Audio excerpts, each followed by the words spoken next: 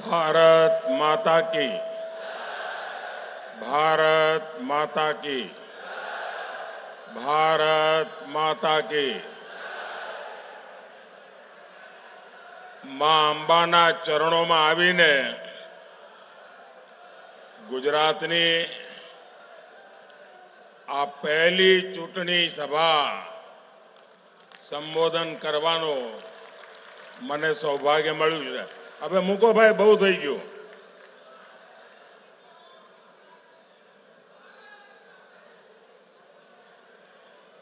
આ ફોટાવાળા ભાઈઓ પણ ફોટા નીચે જ રાખો, પાછળ દેખાતું નથી.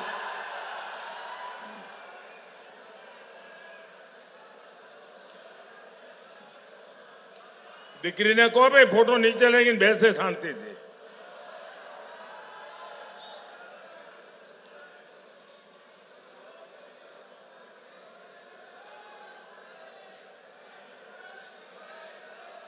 સાથીઓ, ભાઈ આપને કોને બતાવો છે ફોટો? જોઈ લીધો મેં.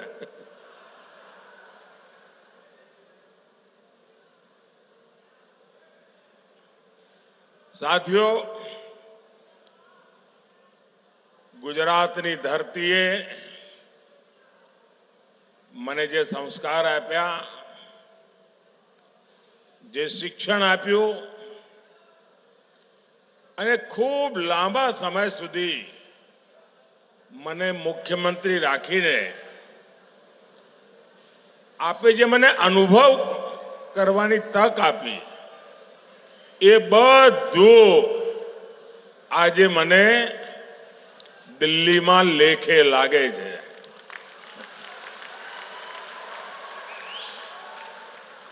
હમણાં સંચાલક બેન કહેતા હતા કે પીએમ સાહેબ, પછી અમારા CR પાટીલ પણ બોલ્યા પીએમ સાહેબ.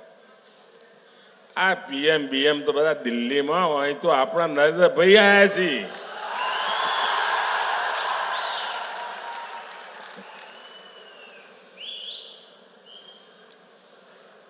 અને આજે આપની વચ્ચે આવ્યો, ચૂંટણીની શરૂઆતની પહેલી સભા આજે આ કર્મઠ માતાઓ બહેનોના ક્ષેત્રમાં થઈ રહી છે. અને શરૂઆત એક બેન ઉમેદવાર માટે આશીર્વાદ માંગવાથી થઈ રહી છે.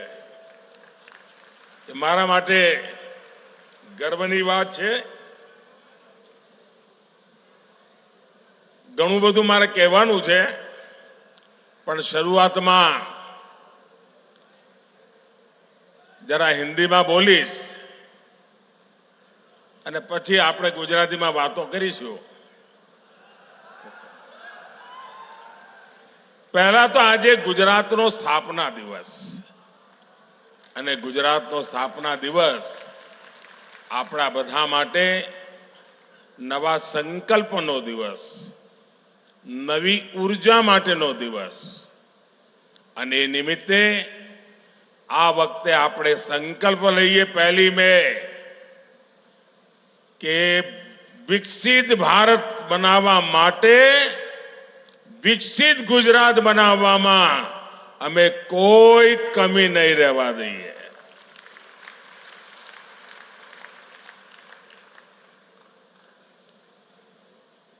आप सबने मुझे 2014 में दिल्ली में भेज करके देश की सेवा करने का अवसर दिया. और वो दिन याद कीजिए, 2014 के पहले जो सरकार थी, तब देश में चारों तरफ जो खबरें रहती थी, आतंकवाद, घोटाले, चारों तरफ भ्रष्टाचार,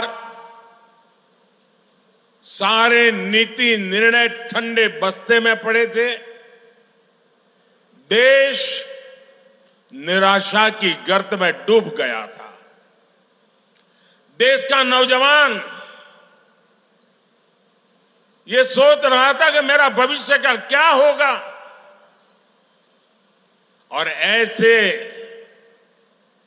विकट कालखंड में आप लोगों ने मुझे देश की सेवा करने का मौका दिया।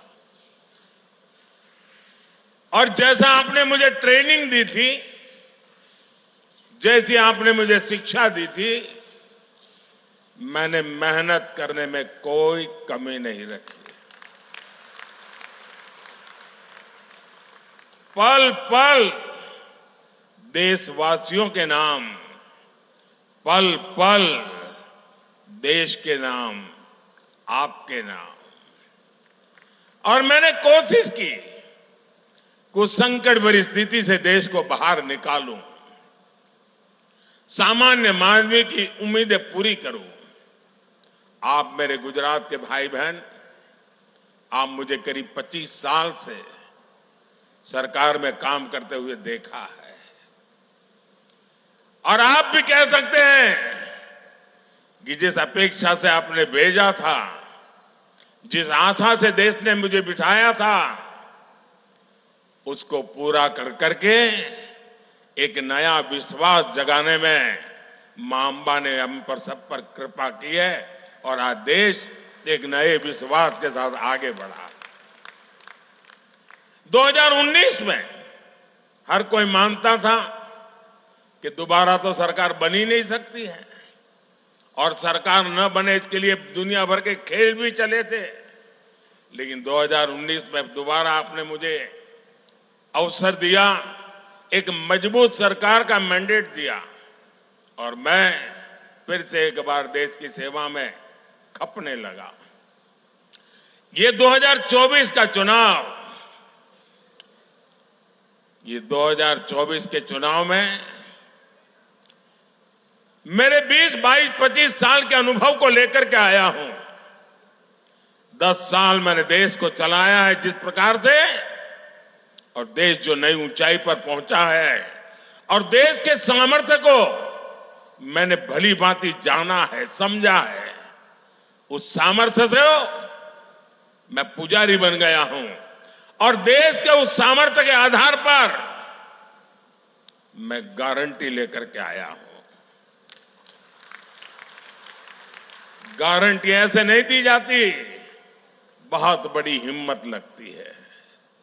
लेकिन मेरे पास अनुभव था, देश के सामर्थ्य को जानने पहचानने की शक्ति थी, और मेरी गारंटी है, आने वाले मेरे तीसरे टर्म में मैं हिंदुस्तान को दुनिया की तीसरी सबसे बड़ी अर्थव्यवस्था बना के रहूंगा।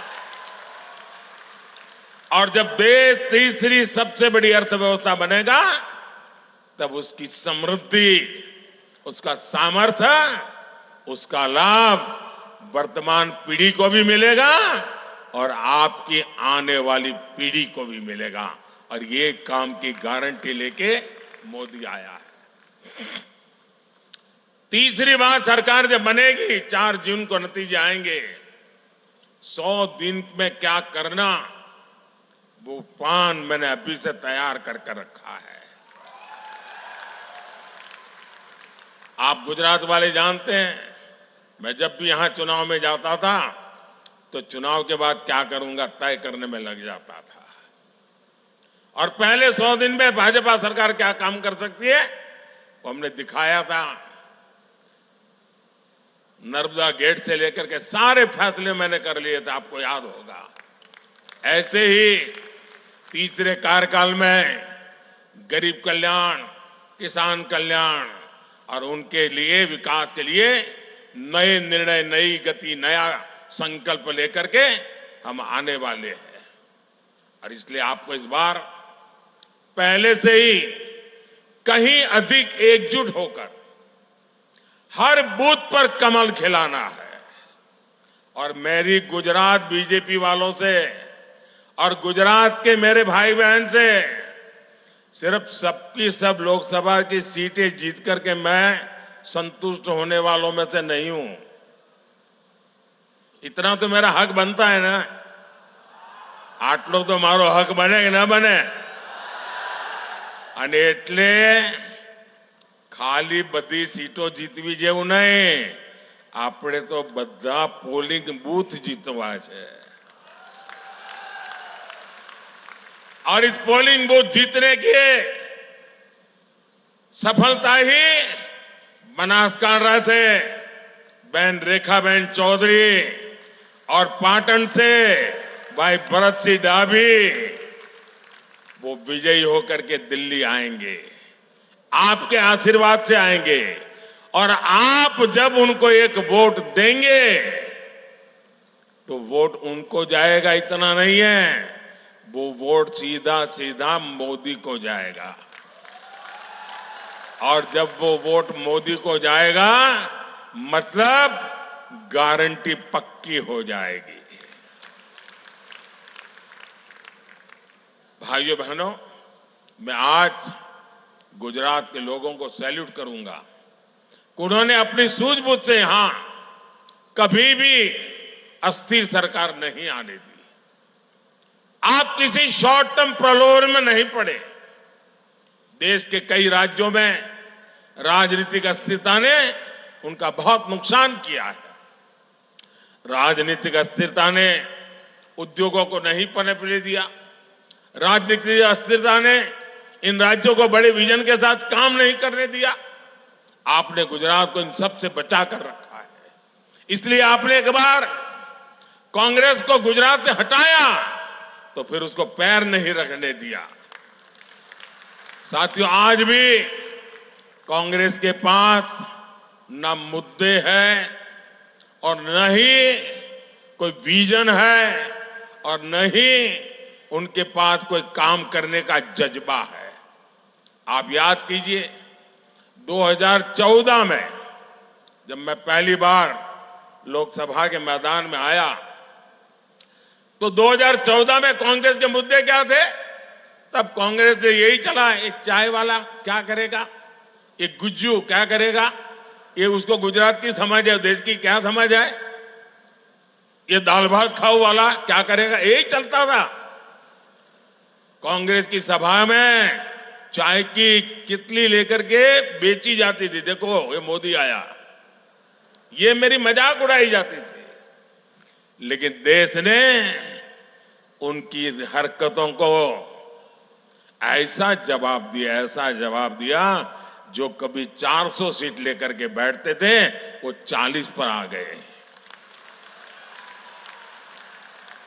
2019 में जब दूसरा चुनाव आया उन्होंने कोई सबक नहीं लिया और क्या किया, 2019 के चुनाव में निकल पड़े, चौकीदार चोर है, याद है ना, चिल्लाते थे और कहते थे मोदी खून की दलाली करता है। और राफेल के छोटे छोटे खिलौने बना करके सभी सभाओं में घूमते थे राफेल लेकर के। मंच पर भी इस बार संविधान लेके घूम रहे हैं, उस समय राफेल लेके घूम रहे थे। एचएल को लेकर के भांति भांति के झूठ फैलाए।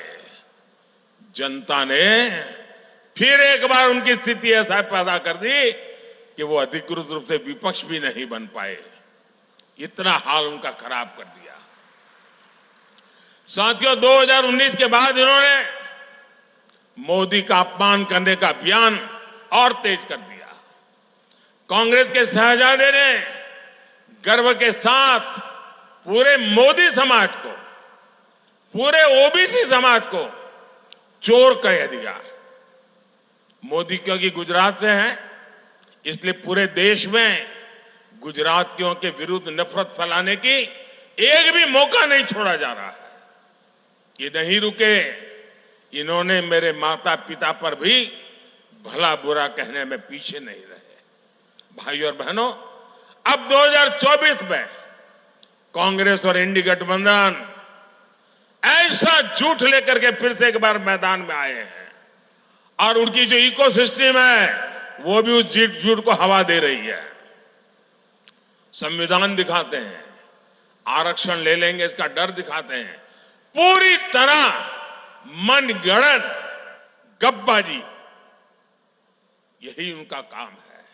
कभी कहते हैं मोदी को कोई परिवार नहीं है, तो क्या परिवार वालों को भ्रष्टाचार करने का लाइसेंस मिल गया है क्या? कभी कहते हैं मोदी को जेल में डाल देंगे, कभी कहते हैं मोदी का सर फोड़ देंगे। ऐसी ऐसी बातें लेकर के वो चुनाव के मैदान में उतरे हैं। और देखिएगा, इस बार भी ये पहले से कम सीटों में सिमट जाएंगे।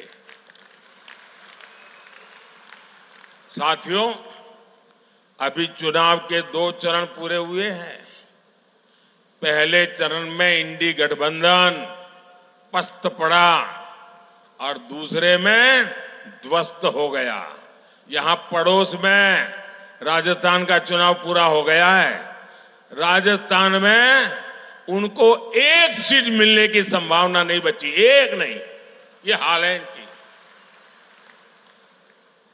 और इसलिए इंडी गठबंधन बौखलाहट में कुछ भी कर रहा है। ये लोग मोहब्बत की दुकान चलाने के लिए निकले थे, अब मोहब्बत की दुकान में फेक वीडियो का बाजार खोल दिया है। अब चुनाव में उनकी बातें नहीं चलती हैं तो फर्जी वीडियो बना करके फैला रहे हैं। आप कल्पना कीजिए, जिस पार्टी ने 60 साल तक देश पर राज किया, इतने सारे इनके प्रधानमंत्री रहे, मंत्री रहे, जनता के पास जाने के लिए उनकी जुबान पर सत्य नाम का शब्द नहीं है और उनकी मोहब्बत की दुकान में फेक फैक्ट्री रूप में अब काम करने लगी है। जिसे ये मोहब्बत की दुकान कहते थे, वो दरअसल फेक फैक्ट्री है। कांग्रेस के वीडियो फेक, कांग्रेस की बातें फेक, कांग्रेस के वादे फेक, कांग्रेस के नारे फेक, कांग्रेस की नीयत फेक। और लड़ना है, मोदी है, चाय वाला है, मामूली है, गरीब का बेटा है। अरे आओ ना यार, 2-2 हाथ कर लो, हो जाए मुकाबला। ये दाल भात खाने वाला क्या करता है दिखा देगा। अरे हिम्मत है तो सामने से वार करो, ये फेक वीडियो का गेम बंद करो। कुछ पल लोगों को आप गुमराह कर पाओगे, लेकिन इसकी बहुत बड़ी सजा भी ये देश आपको देगा। साथियों, इन लोगों ने चलाया है, मोदी 400 सीट इसलिए मांग रहा है कि आरक्षण। अरे उनको मालूम नहीं, आज भी पार्लियामेंट जो 5 साल चली, एनडीए के 360 तो करीब करीब एमपी थे और बीजेडी जैसे लोग जो हमारे एनडीए में नहीं थे, आंध्र की वाईएसआरसीपी हमारे एनडीए में नहीं थी, जो हमें समर्थन करते थे, वैसे भी पार्लियामेंट में 5 साल मेरे पास 400 की ताकत तो थी ही। लेकिन न ये पाप करने के लिए हम पैदा हुए हैं, न ही ये पाप करना हमारा रास्ता है। बाबा साहब आंबेडकर ने जो संविधान दिया है, देश के संविधान के निर्माताओं ने जो संविधान दिया है, उस संविधान की शुचिता, उस संविधान का संरक्षण। और कांग्रेस वाले, उनकी जमात कान खोल के सुन ले, ये मोदी है। मोदी जब तक जिंदा है, मैं तुम्हें कभी भी धर्म के आधार पर आरक्षण का खेल खेलने नहीं दूंगा।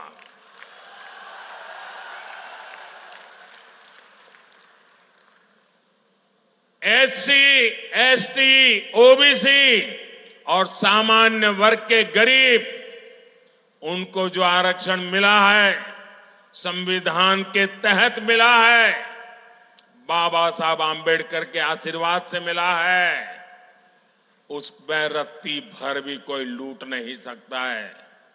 तुम्हारा जो इरादा है, वो इरादा है कि दलित समाज, आदिवासी समाज, पिछड़े समाज के लोग, सामान्य वर्ग के गरीब लोग, जिनको आरक्षण मिला है, उस आरक्षण में से लूट चलाकर धर्म के आधार पर तुम मुसलमानों को आरक्षण देना चाहते हो।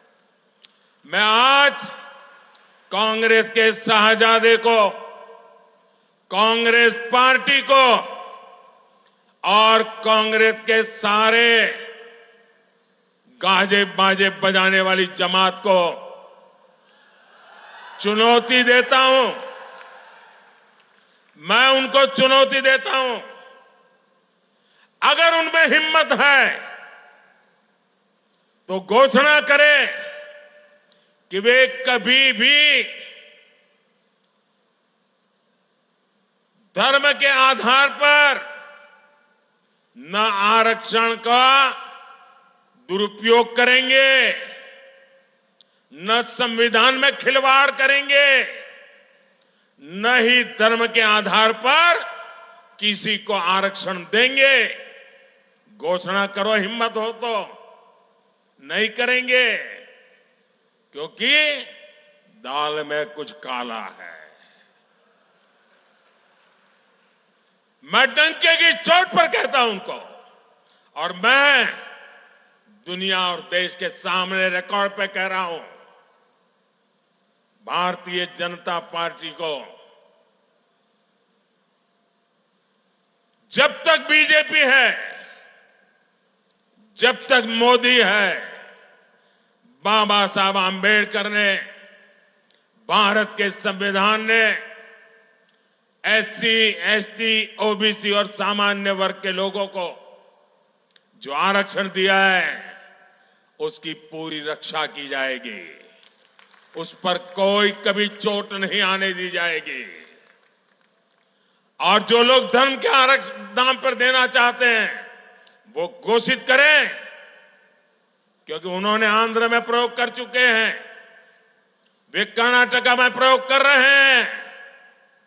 वोट बैंक के लिए दलितों का आरक्षण छीनना चाहते हैं, वोट बैंक के लिए आदिवासियों का आरक्षण छीनना चाहते हैं, वोट बैंक के लिए ओबीसी का आरक्षण छीनना चाहते हैं। कर्नाटका में उन्होंने क्या किया? रातों रात सभी ओबीसी समाज को उन्होंने, मुसलमानों को ओबीसी घोषित कर दिया, और ओबीसी को जो आरक्षण मिलता था, रातों रात डाका डाल करके उसका एक हिस्सा लूट गए। क्या ये देश में चलेगा? क्या चलेगा? क्या ये चलने दूं क्या मैं? और इसीलिए आज झूठ फैलाने में लगे हैं, गुमराह करने में लगे हैं। और इंडी गठबंधन को मेरी ये चुनौती है कि घोषित करे कि वो गारंटी दे, देश को लिखित में दे, क्योंकि उन पे भरोसा नहीं कर सकते, कि वो धर्म के आधार पर आरक्षण नहीं देंगे। घोषित करें। दूसरी घोषणा करें, एससी, एसटी, ओबीसी और सामान्य वर्ग के आरक्षण को कभी भी हाथ नहीं लगाएंगे। करे घोषणा? नहीं करेंगे।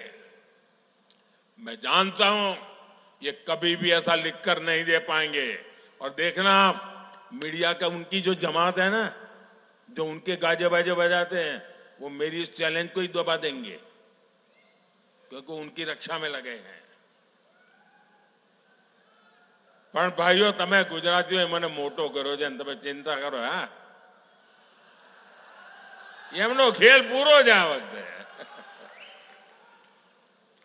સાથીઓ, આ ચૂંટણીમાં મારે એવા સાથીઓ જોડે વાત કરવી છે, ખાસ કરીને જેમની ઉંમર 35, 40, 45 હશે, જે લોકો પહેલી વાર 18 વર્ષના થયા છે, મત મળ્યા હશે, એમને પહેલાની દેશની શું દશા હતી એની ખબર જ નહીં હોય। કારણ કે જેને હવે પહેલો વોટ મળ્યો હશે, એ હું જ્યારે પ્રધાનમંત્રી બન્યો પહેલા તો એ બિચારો 8 વર્ષનો હોય, 10 વર્ષનો હોય, 12 વર્ષનો હોય, એને એ વખતે શું દશા હતી દેશની ખબર જ નહીં હોય। એકવાર જરા આજકાલની પેઢી તો ગૂગલ વાળી છે ને, જરા ગૂગલ પર જઈને જૂના છાપા શોધજો। હેડલાઇન ચોરી, લૂંટ આ જ આવતી હતી, અને આજે શું સમાચાર આવે છે? આટલા પકડ્યા, આટલા કરોડ કબજે કર્યા, આટલાને જેલમાં નાખ્યા, અને એનો જ ફફડાટ છે આ।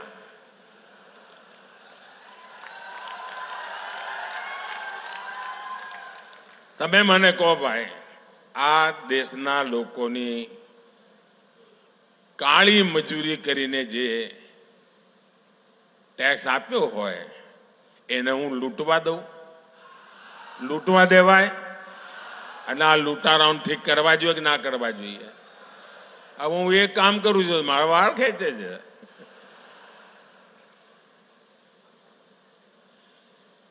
તમને આશ્ચર્ય થશે સાથીઓ, આ વખતે કોંગ્રેસની સ્થિતિ એવી છે, તમારે સરકાર બનાવી હોય ને તો ઓછામાં ઓછી 272 સીટો તો એમપી જોઈએ તમારી પાસે.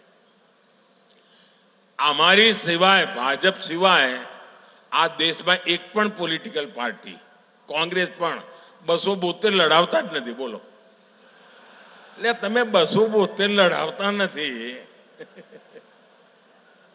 અને કોઈ અમે સરકાર બનાવીશું.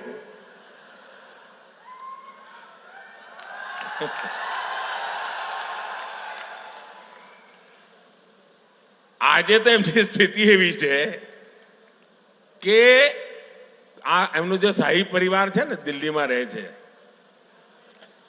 એમની દશા એવી છે કે પોતે આ વખતે કોંગ્રેસને વોટ નહીં આપીએ કે. બોલો, આ મોદી સાહેબની કમાલ જ છે ને. શાહી પરિવાર કોંગ્રેસને વોટ જ નહીં આપીએ કે. આ વખતે ત્યાં કોંગ્રેસનો ઉમેદવાર જ નથી. અહીંયા આપણા ત્યાં ગુજરાતના મોટા નેતા હતા અહેમદભાઈ. અહેમદભાઈ તો હવે રહ્યા નહીં. અહેમદભાઈનું પરિવાર ભરૂચમાં રહે છે. એમની દશા એવી, કોંગ્રેસને મત નહીં આપે. અહેમદભાઈનું પરિવાર કોંગ્રેસને વોટ નહીં આપીએ કે. કોંગ્રેસના એક મોટા નેતા બનતા સુધી ભાવનગરમાં જ રહેતા હતા, મત એમનો ભાવનગરમાં જ હશે. એ ભાવનગરમાં કોંગ્રેસને વોટ નહીં આપીએ કે. આ કોંગ્રેસની દશા છે. તમે વિચાર કરો. અને આ કોંગ્રેસને સંપૂર્ણપણે, જ્યારે એમનો ચૂંટણી ઢંઢેરો આવ્યો ને ત્યારે મેં કહ્યું હતું આ મુસ્લિમ લીગની છાપ છે આમાં. અને એક પછી એક પાના ખોલવા માંડ્યા છે. હવે એમણે માઓવાદી ઘોષણાઓ કરવા માંડી છે, નક્સલવાદી.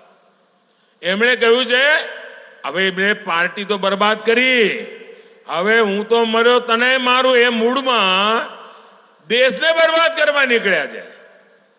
એમણે પાર્ટી તો તબાહ કરી દીધી, દેશને બરબાદ કરવા નીકળ્યા છે. અને એમણે એક નવો, એમણે કહ્યું છે અમે એક્સરે કરીશું આખા દેશનો. કહ્યું છે ને, આખા દેશનો એક્સરે કરીશું. એટલે તમારા લોકરમાં શું પડ્યું છે? એક્સરે. તમારા ઘરમાં શું પડ્યું છે? એક્સરે. તમારું બેંકમાં શું પડ્યું છે? એક્સરે.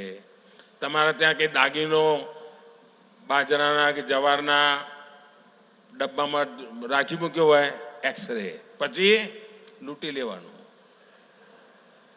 આ એમણે મેનિફેસ્ટોમાં કહ્યું છે જે બધું છે, પછી જેની પાસે નથી એને વેચી દેવાનું. તમે આ ગરીબી વેચવા નીકળ્યા છો ભાઈ? આ દેશને તમે તબાહ કરવા નીકળ્યા છો? શું માંડ્યું છે તમે? તમે વિચાર કરો. એમણે બીજી એક વાત કરી. એમના એક ખેરખા બેઠા છે વિદેશમાં, એમણે ત્યાંથી સંદેશો આપ્યો અને જાહેરમાં કહ્યું આપણે ત્યાં દરેક મા બાપ એની ઈચ્છા હોય ને કે ભાઈ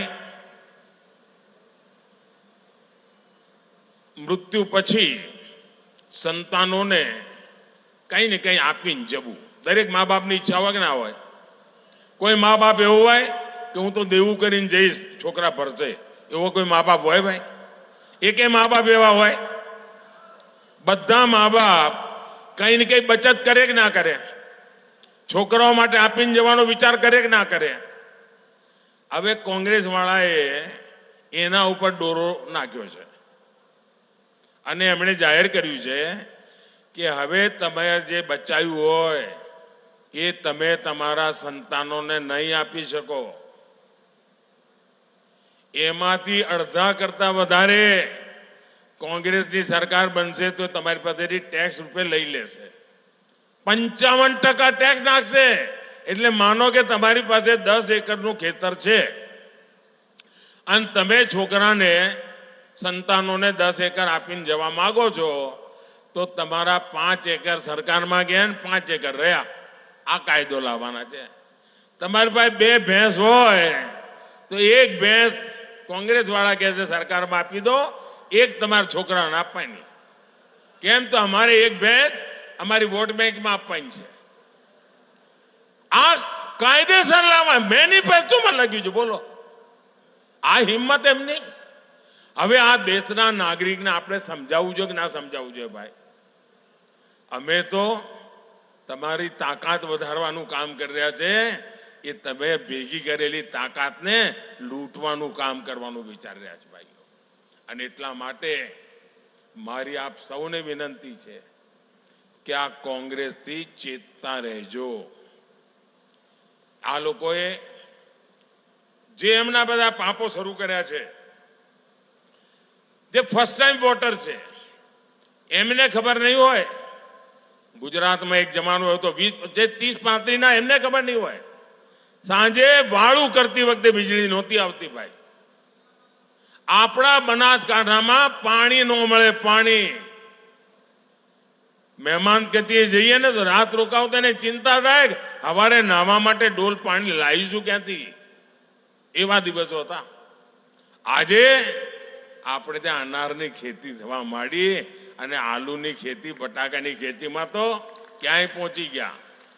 આ કોંગ્રેસ વાળા કોકને કયું લાગે છે અમને કે અહીંયા આલુની ખેતી થાય છે, સોનું બનાવવા આવી જશે.